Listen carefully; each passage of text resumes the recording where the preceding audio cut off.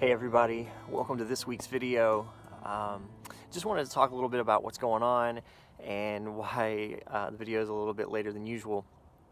Hopefully this isn't a new trend. I really want to stay consistent with this. So Thursday and Friday at the latest is my goal, but it's been a crazy week. Those of you that know our family and some friends of ours know what has been going on this week. So the situation with a young girl who is a dear friend of ours, the daughter of some friends that we grew up with in Indiana, just passed because of cancer, just passed away. And it's really gotten us reflecting on a lot of different things to see how people grieve and mourn and yet have faith. It's incredible, but it's heart-wrenching as well. And it's really got me thinking. So I just wanted to fast forward to 2 Corinthians chapter 1, and Paul is addressing this Corinthian church again, and he kicks off with talking about comfort. And I wanted to spend today, especially with the heavy hearts of this week and everything that's gone on with this family, to discuss the kind of comfort that we have in God. And Paul talks about how, well, first of all, he says, blessed be the God of all comfort. And that's something that we have to remind ourselves of. That's something that we constantly have to remember, is that we have a God of comfort. With whatever afflictions that we may be facing, with whatever trials or suffering that we may go through. And when Paul's talking to the Corinthians, he's very likely talking more about persecution, the things of that nature. But this situation, this kind of context fits just as well. And we experience those kind of things in life so that we have the opportunity to comfort others with the same comfort that we're comforted with. Actually, that's exactly what Paul says next. He says, comfort others with the comfort that you've been given by God. I think the thing that we have to remember is that it is from God, and the reason that we need to be reminded of it is because it is so difficult to find on our own. I think about the fruits of the Spirit. I think about the things that we ask of God. We pray for hope. We pray for peace. We ask for joy, which is difficult in these kind of situations too. And we desperately seek comfort. And I believe the reason that we have to ask God for that, and that our comfort has to come from Him, is because it's sometimes the most difficult thing to have in life.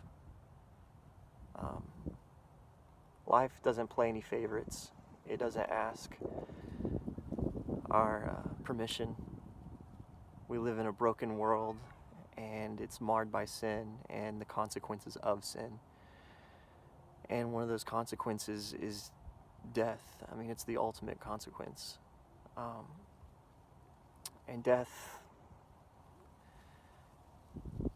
isn't a respecter of ages or of genders or of any kind of people group or anything. Death comes to all at any given time.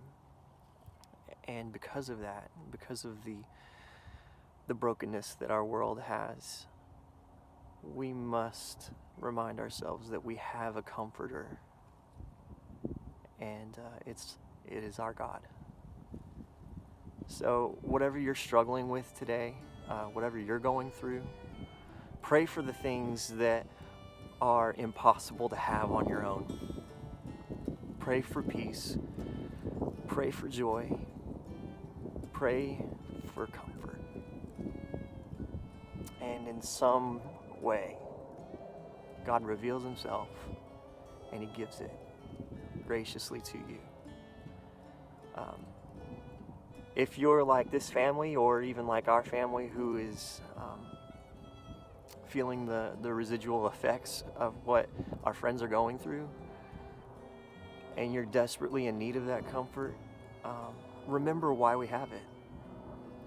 We're given comforts that we can give it to others and show them the comfort of God. It's one of the greatest ways that we can express the gospel. Be praying for this family. Many of you who watch my videos, if not all of you, you guys know exactly who I'm talking about and what's going on. And I thank you so much for your prayers. I thank you so much for your love and your support. Just keep giving it. It's definitely not over. It's going to be a crazy whirlwind of a transition. So just continue lifting them up in your prayers and everyone involved. And I take comfort in knowing that this young lady knew Jesus, and she's with him. So there's a lot of comfort in that already. But anyway, thank you again for watching. Thank you so much for those of you who have been praying through this situation. We love you, and we know that you love us. Until next time, we'll see you later.